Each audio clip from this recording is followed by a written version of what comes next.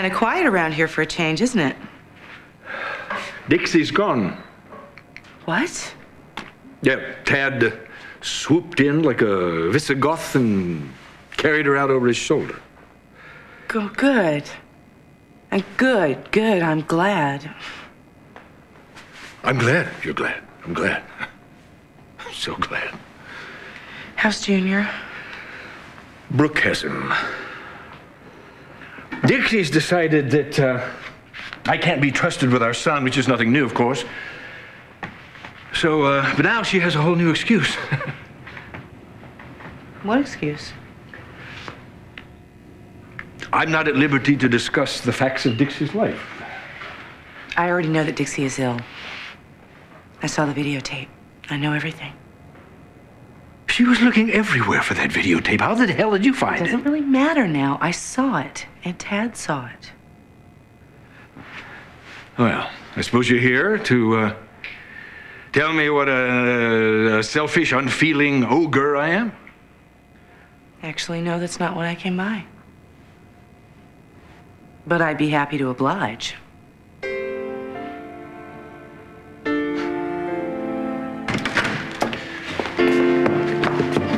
Oh, sugar, look, this is a nice room. Where would you like the suitcase? Oh, I'll take that. Thank you very much. Room service is open 24 hours, as is our rooftop health club with heated swimming pool.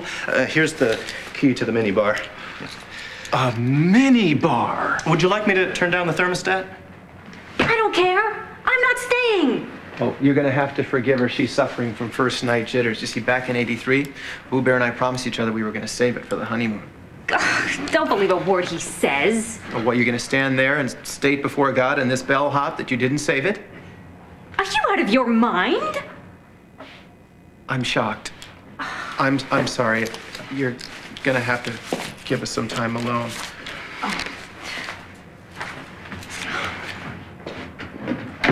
That is not funny. I guess not. You're not laughing. I am not laughing. You shoved me into the back of a limo, you put the partition up between the seats, and you didn't talk to me all the way to New York. That was really stupid and terrible. It's Shanghai me. It was twisted.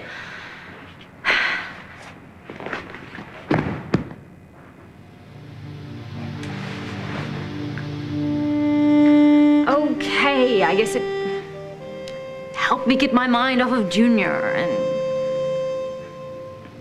I do like limos. Oh, saving ourselves for the honeymoon. But I think you went a little too far, bringing me to the hotel room, okay? So let's go. The reason let's I go, brought let's you go. back to this hotel was because this is one of the few places we ever told each other the truth.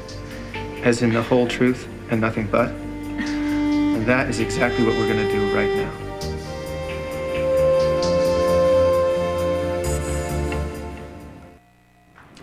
Ted, what happened in this hotel was very important, okay? I don't want to turn it into a game. I don't either. What happened in this hotel was we were honest with each other. I was proud of that.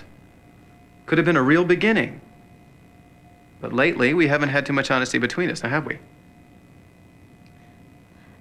Look, the deal was, if either one of us didn't show up on the rooftop, we would go our separate ways, okay? No questions asked.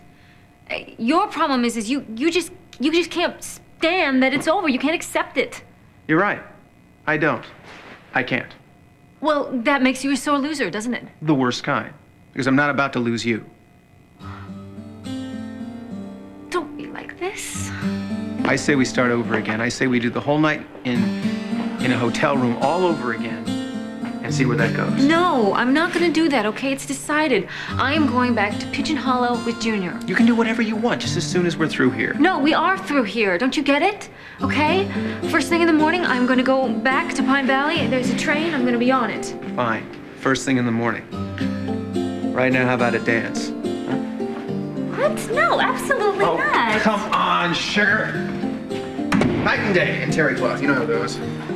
You look so good in this the first time. I'd really love to see it in now. Dad, look, you are one of those people who just don't take no for an answer. It's very frustrating. Sometimes it's very attractive and charming, but sometimes it's very annoying. Right now, it's very attractive.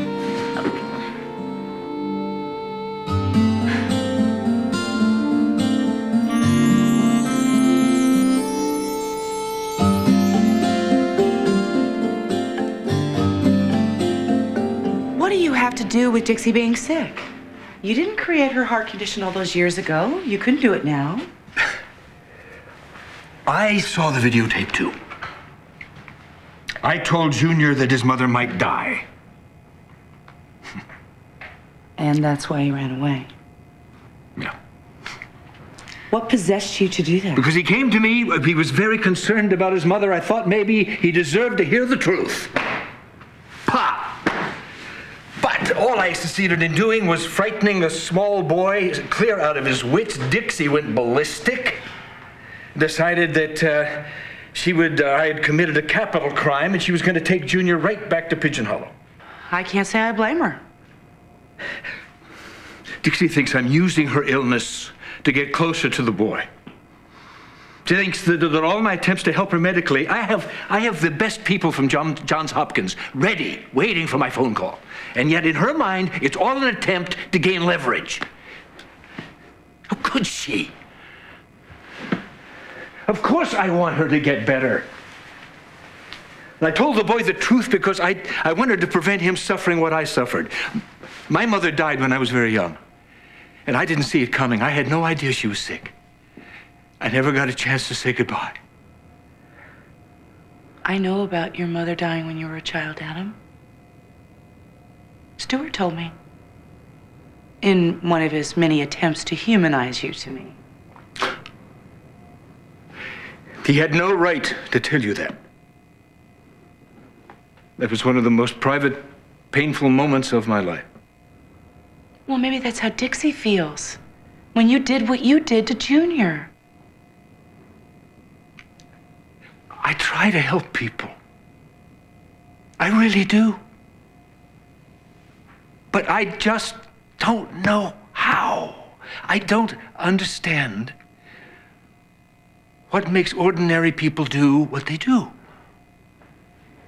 Adam, don't beat yourself up so much. Dixie's been self-righteous in her time. Yeah, well, this time she wasn't entirely wrong. There was a bit of self-interest in what I did. Even when I was comforting Junior, I was thinking, well, her illness might drive him closer to me. And in trying to get her medical help, of course, I would do anything. I would pay anything to get her well, and not just for her sake, for Junior's sake. But all the while, I was thinking, maybe I can use this as leverage over her somehow. I try to keep myself on a very high level. I try to help people, but there is always a core, just a tiny core of selfishness in there. And that's why it always blows up in my face. Like trying to help Hayley and Mateo. There's an unmitigated disaster for you. Oh, come on. What did you do? You told me not to do it. I promised I wasn't going to do it. Now Dixie's using it to blackmail. Adam, what did you do? I paid off a judge. No, what I did is I called in a few favors. But I am the reason that Hayley and Mateo have sole custody of his little boy.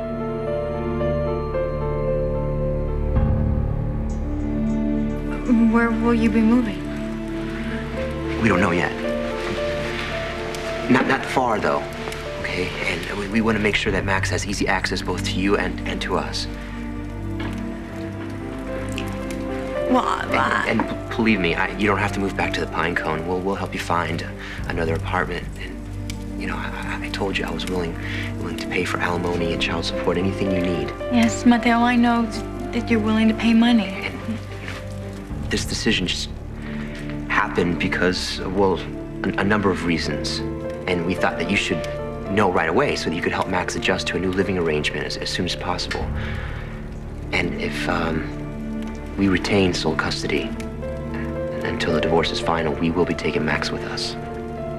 And if not, I don't want him to think that I'm abandoning him, and I want him to know that he's welcome to stay at our house and to stay over as much as you want. Yeah, thanks, thanks for letting me know. I guess I have to get used to this before Max does. I don't know what to say. I've never had to deal with losing Max to you. Because, well, we've all been here together, and if you move, I don't know if I'm going to be comfortable with the fact that... With Max being alone with me? Frankly, yes. The thought of that keeps me awake at night. Maybe it's the term recovering alcoholic that you're uncomfortable with, and maybe you don't really understand what that means. It means that I don't drink anymore, and I attend regular meetings, and I stay on the wagon, and I would never do anything ever to jeopardize the safety of that little boy. I am so fond of him. So I guess the plan is still to take my son away from me. As much as you try to assure me that it isn't what you have in mind, it is. No, it's not, Raquel. It's not what we have in mind. Believe me, we want everyone to come out of this with as few hurt feelings as possible. Well, it's easy to say, but your actions... It's easy to do. If you just grant me the divorce, the no-fault divorce, like we've been trying to explain to you from the outset of all this, you and I could come up with a way to share custody of Max, instead of putting everyone through the pain of a custody battle, including your son. Please, will you reconsider it?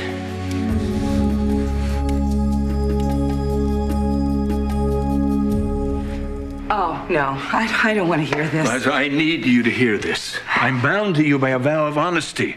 Remember? Owen Charles is one of the judges that I... Own? That I support financially at election... Yes, I own.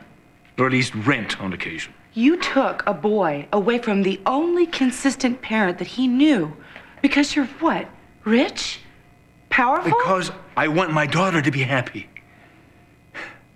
Adam, you do understand the mess that you've made over there, don't you? Yes, that's what usually happens. I tried to keep myself... That's why I came to you that night, remember? I just couldn't stay out of it. Is that the reason why you're telling me all this? Because somebody's going to tell me if you don't? No. I'm telling you because I am embroiled in so many schemes, all with the greatest of intentions, of course.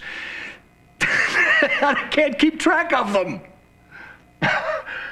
I can see why somebody would have trouble believing in me and trusting in me. I'm having trouble myself. I need desperately for you to trust me. That's why I have to tell you about every ill-advised scheme I've ever had. I appreciate that. I mean, I'm happy that you're being honest with me. I mean, is there something else that you need to tell me?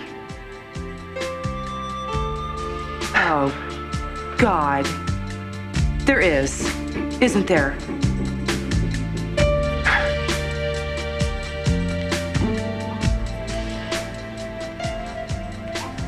Dad, don't do that. Don't do that. I don't want that.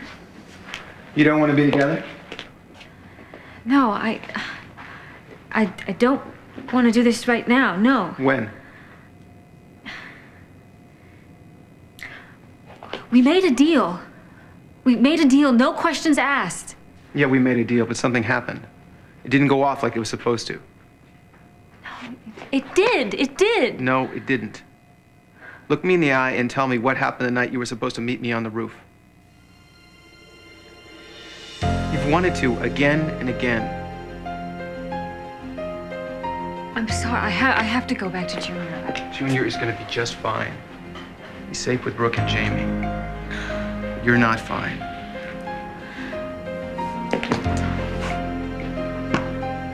You're not fine, are you, Dixie?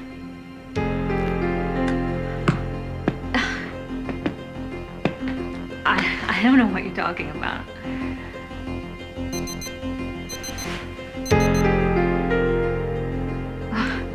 What's that for? Set the alarm.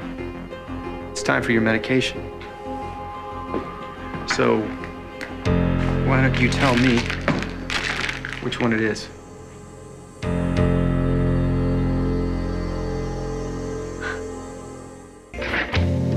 So, what'd you think?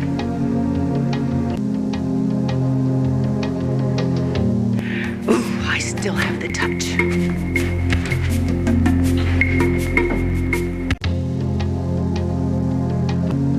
Bye-bye.